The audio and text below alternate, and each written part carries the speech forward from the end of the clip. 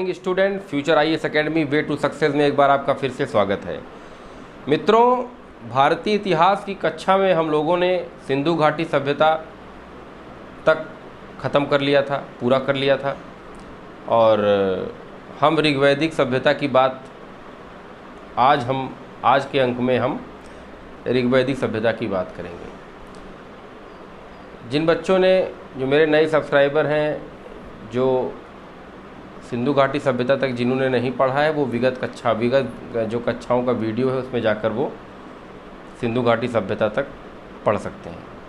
तो मित्रों, समय न लगाते हुए आज हम लोग वैदिक सभ्यता की तरफ आपको लेके चलते हैं। तो मित्रों, सबसे पहली बात ये कि क्वेश्चन बहुत बार पूछा गया है कि आर्य कहाँ के निवासी थे। तो आर्य मध्य एशिया के निवासी थे, यही सबसे ज़्यादा प्रमाणित मत है कि आर्य मध्य एशिया के निवासी थे। मित्रों, बात आती है कि भारत में इनका क्षेत्रफल कहाँ तक था, कहाँ तक आर्यों ने अपना क्षेत्रफल भारत में कहाँ तक विस्तार किया।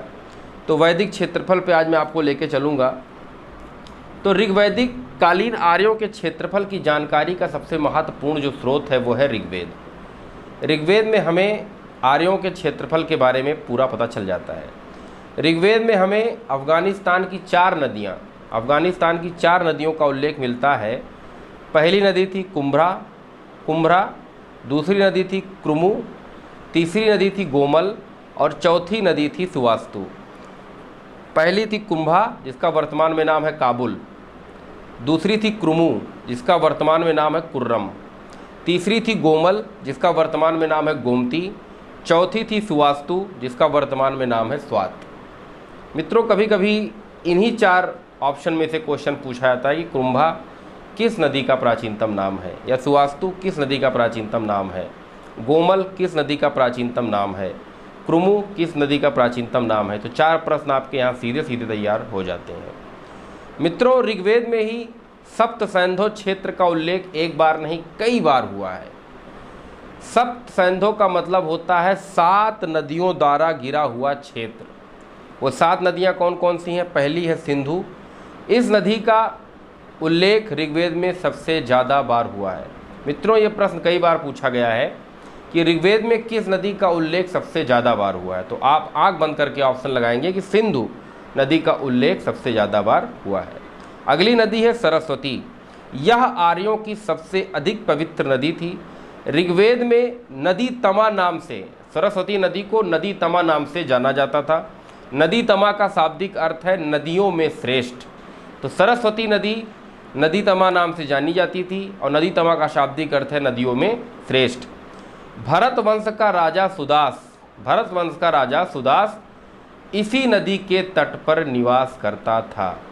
अगली नदी है शतुद्री। इसका आधुनिक नाम है सतलज। और चौथी नदी थी परुष्णी और इसका आधुनिक नाम है रावी। ऐसा माना जाता है कि ऋग्वेद काल में जो 10 राज युद्ध हुआ था, 10 राजाओं का युद्ध हुआ था, आर्यों और अनार्यों का जो युद्ध हुआ था, वो रावी नदी के तट पर ही लड़ा गया था। 5वीं नदी है विपाशा, जिसका आधुनिक नाम है व्यास। 6वीं नदी है अस्किनी, जिसका वर्तमान में नाम है चेनाब। और 7वीं नदी है वितस्ता, जिसका वर्तमान में नाम है आधुनिक झेलम। तो मित्रों, अगर एक शब्द में आपसे पूछा जाए कि ऋग्वैदिक कालीन आर्यों का क्षेत्रफल कहाँ तक था, तो अफ़गानिस्तान की 4 नदियाँ जिनका जिक्र मैंने अभी किया है, उसके बाद ऋग्वेद में जो सप्त सैंधो प्रदेश था, जो 7 नदियों के बारे में भी मैंने डिस्कस किया है, उनका प्राचीन नाम क्या था, वर्तमान में क्या नाम था, आप उठा के देखिएगा। यूपी पीसीएस और पीएससी में कई बार पूछा गया है, कई बार ये पूछा गया है। मित्रों, ऋग्वैदिक काल में आर्यों का जो क्षेत्रफल था, जिन नदियों के बारे में मैंने अभी आपसे डिस्कस किया है, ये इन्हीं के इर्द गिर्द था, इससे ज़्यादा कहीं नहीं था।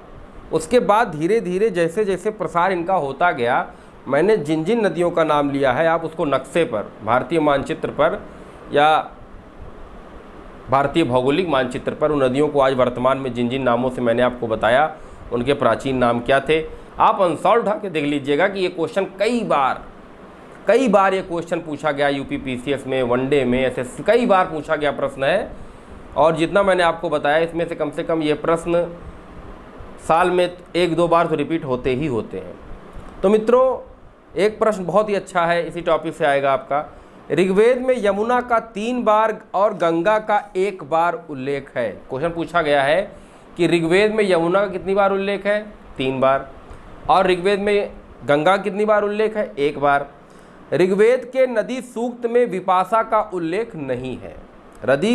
ऋग्वेद में नदी सूक्त है एक, उसमें और नदियों का उल्लेख है, लेकिन विपाशा नदी का कोई उल्लेख नहीं है। इसके स्थान पर मरुद मृदा, एक नदी थी मरुद मृदा, का नाम मिलता है। मरुद मृदा नाम से आपको लगता होगा कि ये नदी राजस्थान की है। मरुद मृदा के नाम से आपको ऐसा लगता होगा ये नदी राजस्थान की है। मित्रों, अगर ये प्रश्न पूछा जाए कि ऋग्वेद है सबसे प्राचीन वेद के नाम से जाना जाता है, पहले बात आप लोग ये आज जान लें। आर्यों के क्षेत्रफल के बारे में जो जानकारी मिलती है वो ऋग्वेद में ही मिलती है, सबसे प्राचीन ग्रंथ है हमारा। और ऋग्वेद के नदी सूक्त में किन किन नदियों का उल्लेख मिलता है ये मैंने आपसे डिस्कस कर लिया। और यदि क्वेश्चन पूछ लिया जाए कि ऋग्वेद के नदी सूक्त में किस नदी का उल्लेख नहीं है, तो आंख बंद करके आप क्या लगाएंगे? विपाशा नदी का उल्लेख नहीं है। अच्छा बताइए, विपाशा के स्थान पर किस नदी का उल्लेख है? तो मरुद मृदा नदी का उल्लेख है। फिर क्वेश्चन पूछ लिया जाए शतुर्दी नदी का वर्तमान में क्या नाम है? तो शतुर्दी नदी प्राचीन नाम था, वर्तमान में नाम सतलज है। फिर क्वेश्चन पूछ लिया जाए परशुड़ी जो प्राचीन नदी थी उसका वर्तमान में क्या नाम है? तो उसका आधुनिक नाम रावी है। फिर क्वेश्चन पूछ लिया जाए कि ऋग्वैदिक काल में आर्यों एवं अनार्यों के बीच जो दशराज युद्ध हुआ था वो किस नदी के बीच में हुआ था? तो वो परशुड़ी और आधुनिक नाम है रावी के तट पर लड़ा गया था। फिर क्वेश्चन पूछ लिया जाए मित्रों आपसे कि झेलम का प्राचीन नाम क्या था? तो झेलम का प्राचीन नाम वितस्ता था। फिर क्वेश्चन आपसे पूछ लिया जाए अस्किनी का वर्तमान में क्या नाम है, या अस्किनी जो प्राचीन नदी थी उसका वर्तमान में क्या नाम है? तो आप उसका नाम बताएंगे चेनाब है। या क्वेश्चन पूछ लिया चेनाब का प्राचीन नाम क्या था? तो चेनाब का प्राचीन नाम क्या था? अस्किनी था। मित्रों, एक बात आपको बता दूं कि ऋग्वेद में सरस्वती की जो सहायक नदी थी उसका नाम था दृशदुति। ऋग्वैदिक काल में सरस्वती की सहायक नदी का नाम था दृशदुति, इसका उल्लेख है। इसकी पहचान वर्तमान में चौतंग नदी से की जाती है।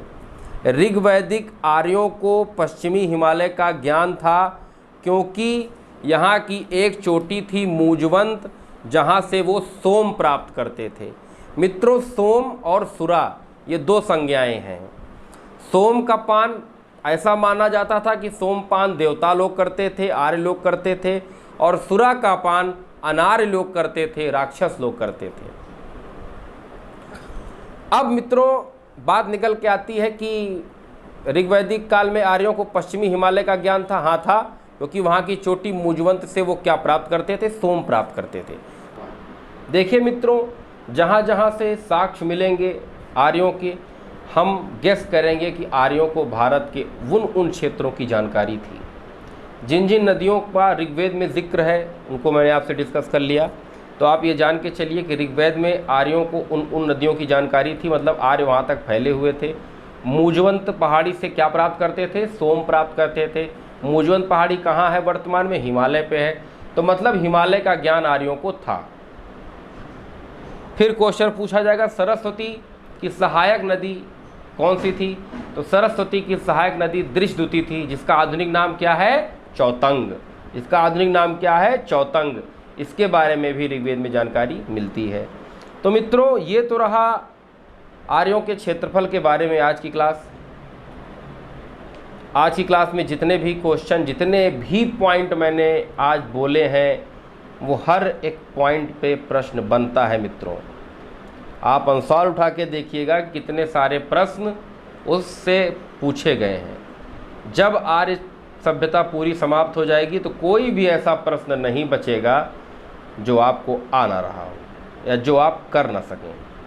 मेरा वादा है कि आप लोगों को मैं ऐसा डिटेल में पढ़ाऊंगा कि आप लोग घर बैठ के ही दिल्ली और इलाहाबाद और लखनऊ का माहौल आप घर पे ही मिल जाएगा आपको। मित्रों, वर्तमान समय में जून में जो महीना चल रहा है गर्मी का, इसमें हर आदमी, हर व्यक्ति परेशान है। और इसी गर्मी में अच्छे से पढ़ाई भी नहीं हो पाती है लोगों की, और ऊपर से बाहर भी आप कहीं नहीं जा सकते, कोरोना महामारी ने पूरे विश्व को जकड़ के रखा है। तो ऐसे में करें क्या हम लोग? तो मित्रों, ऐसे में आप लोग ये करें कि सबसे ज़्यादा जो पढ़ने का समय है वो ब्रह्म मुहूर्त में 4 बजे से आप लोग 8 बजे तक पढ़ लें, या 9 बजे तक पढ़ लें, या 10 बजे तक पढ़ लें। लेकिन मित्रों 11 बजे से लेकर शाम 4 बजे तक या 5 बजे तक, जब तक प्रचंड धूप होती है, उसमें किसी की पढ़ाई नहीं हो पाती है, ये सत्यता है। तो उस वक्त आप लिखने वाला काम जो हो सकता है वो लिखने वाला काम दोपहर में करा कीजिए, और दोपहर में आराम कीजिए, चिंतन कीजिए। फिर शाम के समय जब मौसम ठंडा होता है तो फिर 1-2 घंटे पढ़ लीजिए, और वीडियो को पॉज करके जितनी भी चीज़ें मैंने बोली हैं इसको नोट करते चलिए। मित्रों ये बहुत ज़्यादा महत्वपूर्ण है, ये आपको दिल्ली के सिवाय कहीं और नहीं मिलने वाला है। अब आप ये सोचिए फैजाबाद एक किसी संस्थान में आपको ये पढ़ाया जाएगा, तो यह भी गलतफहमी है, कोई नहीं पढ़ाएगा। यहाँ 1 लाइनर ख़त्म करके अपना कोर्स ख़त्म करने के पीछे पढ़ते हैं, कोई कॉन्सेप्ट नहीं बताता है। लेकिन मैं आपको कॉन्सेप्ट बता रहा हूँ कि ज़िंदगी भर, जीवन भर आपके दिमाग के दृष्टि पटल पर एक छाप छप जाए और आपको हर एक टॉपिक समझ में आ जाए। कल की वीडियो लाइट ना होने के बाद भी मैंने आप लोगों तक पहुंचाई, क्योंकि मैं जानता हूं कि मेरे जो विद्यार्थी मुझसे पढ़ रहे हैं वो हर दिन मेरे वीडियो का इंतज़ार कर रहे हैं, और मैं कहीं से भी उनकी उम्मीदों पर ऐसा नहीं है कि खरा ना उतरूं। मैं हर बार हर तरीके से आपकी उम्मीदों पर खरा उतरने का पूरा प्रयास कर रहा हूं, और ये टीम आपके लिए लगी हुई है और निरंतर लगी रहेगी। जिनकी जो समस्याएं हैं वो मुझे व्हाट्सएप करें, मुझसे पूछें, मुझे कॉल कर सकते हैं, डायरेक्ट मुझसे पूछ सकते हैं। और मित्रों आज की क्लास इतनी सी ही है, और विगत कक्षा में मैं इतिहास के आने वाले और आगे इसके आगे क्या था, ऋग्वैदिक आर्यों का क्या क्या चीज़ आगे भारत में क्या क्या किया उन्होंने, इसके आगे हम अगली क्लास में डिस्कस करेंगे। और आप लोग ज़्यादा से ज़्यादा इस चैनल को लाइक करिए, शेयर करिए, सब्सक्राइब करिए और कमेंट करिए। बहुत बहुत धन्यवाद।